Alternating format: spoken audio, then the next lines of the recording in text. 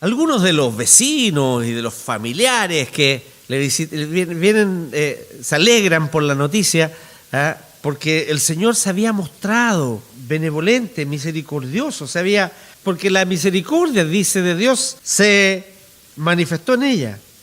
Dios se había engrandecido para con ella.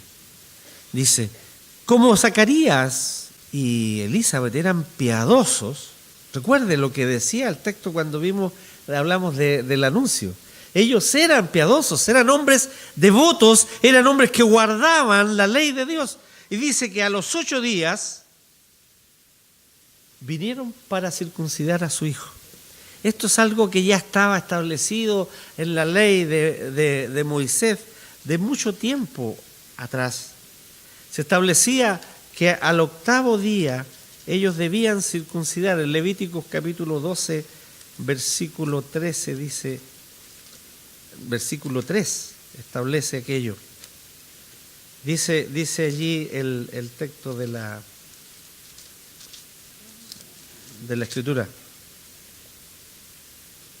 Y al 8º día se circuncidará al niño. Está hablando de la mujer después del parto. La mujer cuando concibe y dé a luz varón será inmunda 7 días. Conforme a los días de la menstruación será inmunda. Y al 8º día se circuncidará al niño. Y entonces ellos, cumpliendo aquel precepto de la ley de Moisés, entonces proceden con su hijo. Y dice que los familiares y los amigos comienzan a llamarle por el nombre de su padre, Zacarías. Al padecer se había hecho ya costumbre que con ocasión de la ceremonia de la circuncisión se le asignara el nombre al hijo. Acuérdense que solamente se circuncidaban los varones, por supuesto. Pero no era parte de la ley. Fue una costumbre adquirida probablemente, porque en la Escritura, desde antiguo, el nombre se le ponía al niño al nacer. Nacía y tenía su nombre. Entonces, probablemente después que se estableció el 8º día como el rito de la circuncisión al 8º día de todo varón, se adoptó la costumbre, tal vez esta, de asignarle nombre. De allí posiblemente que se sigue que con el bautismo, en el bautismo se coloca el nombre del niño, ¿no? En la tradición común de la cristiana. Pero no era la costumbre, tal vez, o no establecía la ley que el nombre debía ser el del padre, y ellos querían que se llamara igual que el padre. Otra tradición agregada allí. No era raro, ¿cierto?, que algún familiar, algún conocido, y el niño llevara el nombre de alguno de esos, ¿no? Pero Elizabeth, enfática, dice, no, se llamará Juan. Que ella sabía que era el nombre que el ángel le había puesto, seguramente porque Zacarías le contó todo lo que... ¿Cómo le va a contar? Usted me va a decir si estaba mudo. No, le debe haber escrito, le debe haber transcrito lo que el ángel le dijo, para convencerla de su situación. Y cuando ella vio que estaba embarazada, ciertamente, por cierto, con mayor razón le creía a lo que su marido le había dicho y sabía que ese era un niño. No había ecografía en esos tiempos, recuérdense, así que el sexo no se sabía hasta que el niño nacía. Pero ella sabía que iba a ser un hombre y que se iba a llamar Juan. Y la familia, obviamente, o los allegados, los que estaban allí, dice el texto, que empiezan a discutirle, pero ¿cómo si no hay nadie que se llame entre tu parentela con ese nombre? ¿Por qué le estás poniendo tú aquel nombre? Y seguramente ellos pensaban que tenía además derecho a tener el nombre de su padre, que ya se había hecho famoso por lo que había acontecido cuando no pudo dar la bendición al pueblo después de estar haciendo la quema del incienso por haber quedado mudo, por haber visto visión allí en el templo. Y ellos estiman que probablemente eso es lo que debería, por la que debería llamarse. ¿Ah? Y le preguntan por señas a su padre. ¿Pero por qué por señas? ¿No le llama la atención? ¿Acaso estaba sordo? Lo más probable es que no estaba sordo. El ángel le dijo: quedarás mudo y no sordo. Pero existía la creencia común que el habla con el oír estaban relacionados. Mucho, ¿no? Hay varios milagros que el Señor hace del sordomudo que hacía tal cosa. Se establecía mucho de eso, que la mudez era parte de la sordera, o al revés, la sordera era parte de la mudez. Y entonces le preguntan por señas, y él toma una tablilla y escribe, muy convencido: Juan es su nombre. Juan es su nombre. Probablemente Zacarías usó mucho la tablilla durante esos 9 meses, ¿no? Para comunicarse con su esposa y con otros. Pero fíjense lo interesante de esto.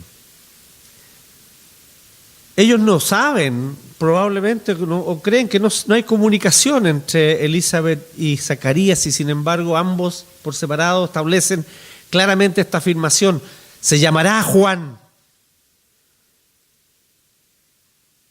Juan era el nombre, ellos están obedeciendo lo que Dios les dijo. Y le ponen el nombre a su hijo. Y note la forma. Zacarías dice: Juan es su nombre. Está reconociendo que el nombre ya lo tenía puesto de antes de nacer. Porque ya lo había puesto el Señor. ¿Y usted sabe lo que significa el nombre Juan? Dios es misericordioso. Juan es su nombre. Dios es misericordioso. El nombre puesto por el ángel es el que ellos colocan. Y entonces se establece, dice el texto, que en ese momento fue abierta su boca y suelta su lengua y habló bendiciendo a Dios. Es liberado del castigo de incredulidad. Y es desatada su lengua y comienza a alabar a Dios. Fíjese que lo primero que él hace, no se pone a contar lo que había visto, no se pone a contar la experiencia de ese tiempo de silencio. Lo primero que hace es bendecir a Dios, a alabar a Dios. Lo primero que viene a su mente y a sus labios es la adoración a Dios.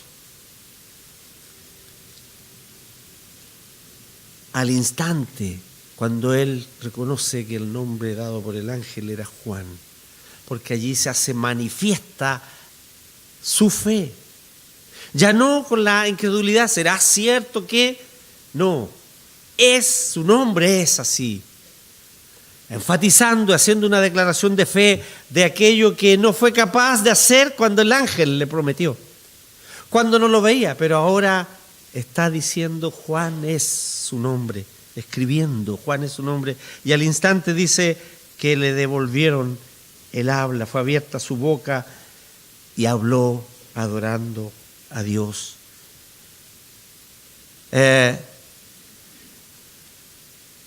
La adoración, este acto de la admiración que provocó en los demás, por supuesto, permitió la propagación de estas novedades, como lo vemos en el versículo 66, que dice que llegaron, de 65 y 66, y fueron a las montañas, y la gente guardaba en su corazón lo que habían visto, lo que habían escuchado, de lo que eran testigos, y se preguntaban en su corazón o en su mente: ¿quién será este niño que es tan trascendente, tan importante para que sucedan estas cosas extraordinarias en su nacimiento? Por cierto, deben haber estado muy admirados, que se preguntaban, ¿quién será este niño? Y del versículo 67 en adelante, entonces, Lucas registra el relato de la que se menciona como la profecía de Zacarías. Dice que Zacarías fue lleno del Espíritu Santo y profetizó. Fue lleno del Espíritu.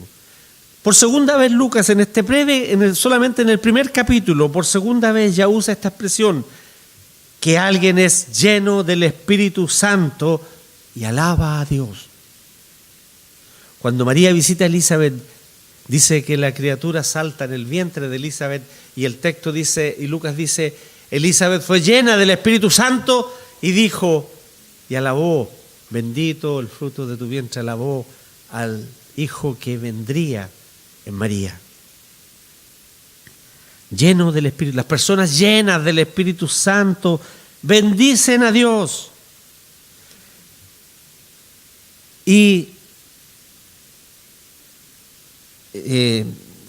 aparte de las circunstancias personales, dejando de lado su propia posición, reconocen las misericordias de Dios. Importa el mensaje y no el mensajero.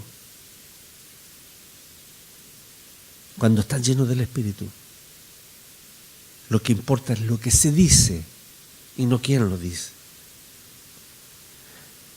Este canto de Zacarías se conoce con el nombre del Benedictus, como así el de María, como el Magnificat en latín, ¿no? Por la palabra con que se inicia en latín. El bendito o bendecido sea el Señor. Y es un himno verdaderamente cristiano, a pesar de que el Señor no ha nacido, fíjese usted. Porque glorifica a Dios y habla del Redentor como un hecho, como algo que ya está, como una promesa cumplida. Se podría estudiar profundamente, por supuesto, y hemos dicho que no estamos haciendo un estudio del libro de Lucas, estamos predicando sobre el Evangelio de Lucas, por lo tanto no es el propósito analizar cada una de las palabras, ni de los textos, ni de las citas que aquí están. Pero es un canto que algunos lo dividen en estrofas, algunos, como dicen en 2 partes, otros lo dividen en 4 partes. Pero en concreto, en los versículos del 68 al 69, nosotros encontramos que habla de la salvación de Israel como algo ya realizado. Bendito el Dios de Israel que ha visitado y redimido a su pueblo. Algo que ya ha ocurrido. Y además de un heredero de la casa de David. Porque dice que de allí nos levantó un poderoso Salvador. El texto en otras traducciones como la NBI y otros dice, nos ha levantado un cuerno de salvación de la casa de David. Es interesante, piense quién está hablando. Es un sacerdote que es levita. Su esposa era también de la tribu de Leví y hija de Aarón, dice, descendiente de Aarón. Por lo tanto, Juan era levita. Y él está hablando de alguien de la tribu de David. Por lo tanto, claramente no se está refiriendo a Juan. Por eso decimos, está hablando de el Redentor, que viene como un hecho ya ocurrido. ¿Y por qué puede decir Zacarías aquello? Porque ciertamente él ha aprendido de su propia experiencia. Lo que el Señor dijo, se hizo. Lo que el Señor prometió, ocurre. Y tú lo puedes dar por hecho, aunque no lo hayas visto aún. Estamos hablando de la salvación, no lo tome como algo literal para cualquier cosa, porque eso lo dicen por ahí al lado y en otras partes eso no es cierto. Lo que tú dices respecto a la salvación conforme a la palabra, dice Zacarías, ya fue, porque Dios lo ha determinado así. Nos levantó un cuerno de salvación del trono de la tribu de David. Y luego la segunda estrofa de este cántico del 70 al 72 dice, como habló por boca a sus santos profetas, que fueron desde el principio salvación de nuestros enemigos y de la mano de todos los que nos aborrecieron, para hacer misericordia con nuestros padres y acordarse de su pacto. La salvación de los enemigos será el cumplimiento de las profecías hechas por los profetas de antiguo y las promesas dadas a los padres y el cumplimiento del pacto de Dios con su pueblo. Eso será lo que viene, cumplimiento de ese pacto. Y luego, del versículo 73 al 75, va aún más allá, más atrás, diciendo del juramento que hizo Abraham, nuestro padre, que nos había de conceder que librados de nuestros enemigos, sin temor, le serviríamos en santidad, en justicia, delante de Él todos nuestros días.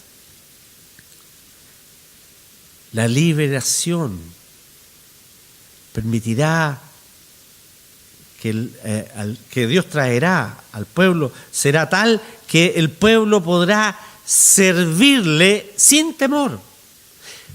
Recuérdese que Israel está no bajo esclavitud como el egipcio, pero está bajo un dominio de una potencia extranjera como era Roma. Subyugado por ello, con leyes y condiciones muy rigurosas para el pueblo de hebreo. Sin embargo, dice, podrán servirle sin temor. Pero fíjese bien, en santidad todos los días, en santidad y en justicia delante de Dios todos los días. La pregunta que me surge a mí en esto es, ¿no fue así también cuando el pueblo de Israel salió de Egipto? ¿La promesa de Dios era así? La esperanza del pueblo era así. La enseñanza de Aarón y de Moisés era así. Podréis ir y adorar al Señor libremente y en justicia y en santidad. ¿Pero qué pasó? Ellos se apartaron. Ellos fueron rebeldes. Ellos buscaron su propio camino. Cuando se sintieron libres, se sintieron dueños y quisieron hacer lo que quisieron lejos de Dios. Es el sino del hombre. Pretender hacer siempre su propia voluntad, ir por su propio camino, determinar cuál es lo que el camino y el destino al que quiere llegar, sin considerar a Dios para nada en su vida. El pueblo se apartó. Y aquí la profecía de Zacarías está diciendo que la promesa a Abraham era que les servirían liberados de cualquier yugo, de cualquier enemigo, sin temor, en santidad y en justicia todos los días. Y en la cuarta estrofa o cuarta parte de esta canta, es la única parte en la que Zacarías habla de su hijo directamente. Y dice, y tú, profeta del Altísimo, serás llamado. También es la segunda vez que Lucas usa este concepto del Altísimo para referirse a Dios.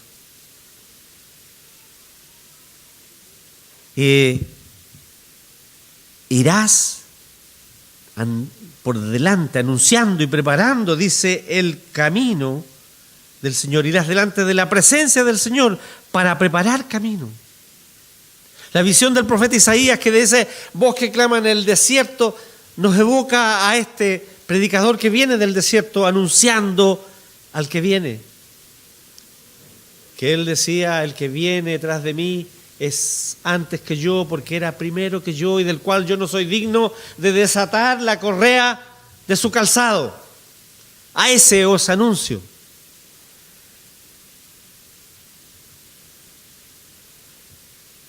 Pero fíjese la tarea que anuncia Zacarías de Juan para dar conocimiento de salvación al pueblo, de perdón de sus pecados, para anunciar la entrañable misericordia de nuestro Dios y para traer luz a los que están en las tinieblas, la luz de la aurora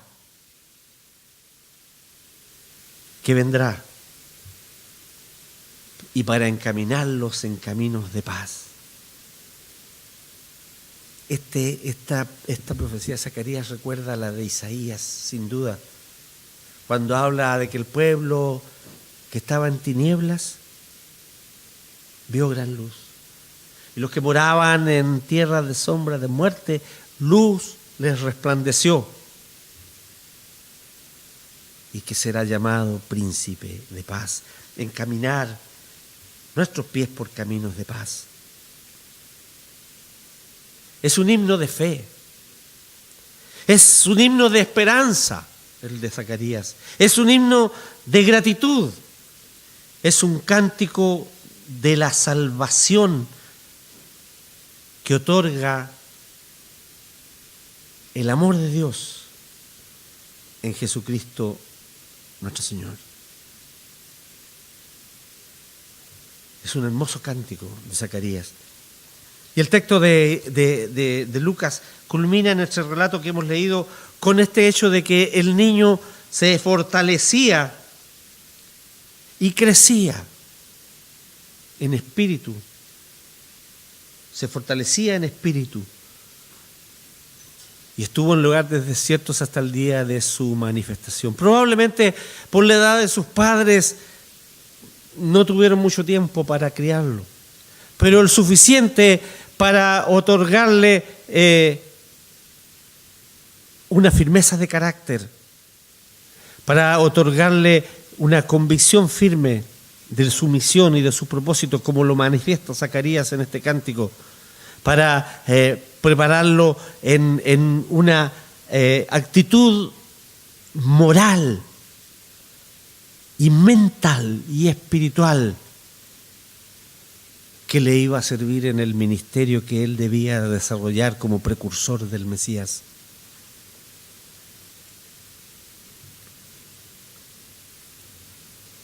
Por cierto, como cualquier texto de la Escritura, nosotros podemos tener y obtener algunas lecciones para nuestra enseñanza o para nuestra vida práctica. Podríamos extractar muchas otras, pero nosotros queremos destacar algunos conceptos. Primero, que el plan de Dios se cumple siempre. No puede ser frustrado. Se cumplió su promesa, nació un niño, se llamó Juan. Plan de Dios como un hilo conductor ininterrumpido que no puede ser frustrado de manera alguna. El plan de Dios para nuestras vidas, para la vida de sus hijos, de su iglesia, no será frustrado. Por mucho que el enemigo lo intente, por mucho que hayan piedras en el camino, por mucho que haya obstáculos que enfrentar día a día. También encontramos en este texto el hecho de que Dios recompensa la obediencia y levanta el castigo de la incredulidad cuando se cree y cuando se demuestra la fe. El castigo de Zacarías, por cierto, tuvo un propósito y se cumple en la profecía que él da, de proclamar la verdad de la manifestación de este amor glorioso de Dios en el Redentor, en el Salvador.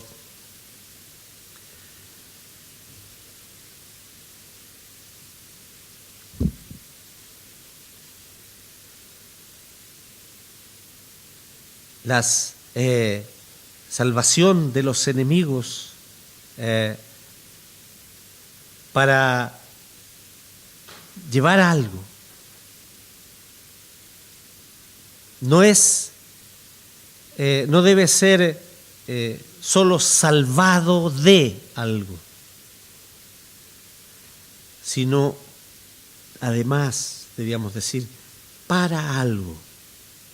Somos salvos para tal cosa, para servir, decía ahí el texto, para adorar al Señor.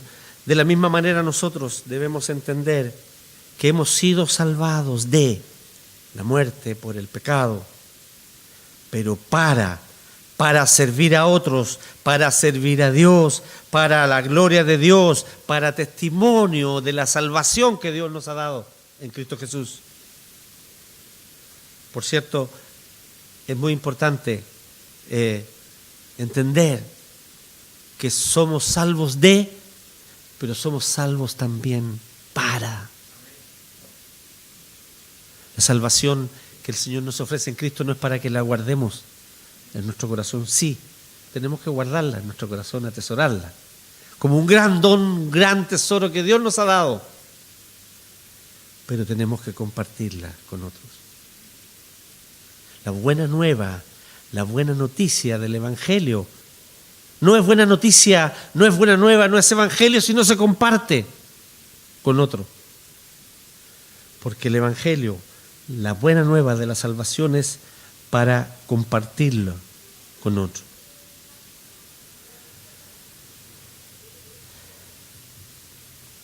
La acción de gracias es otra enseñanza.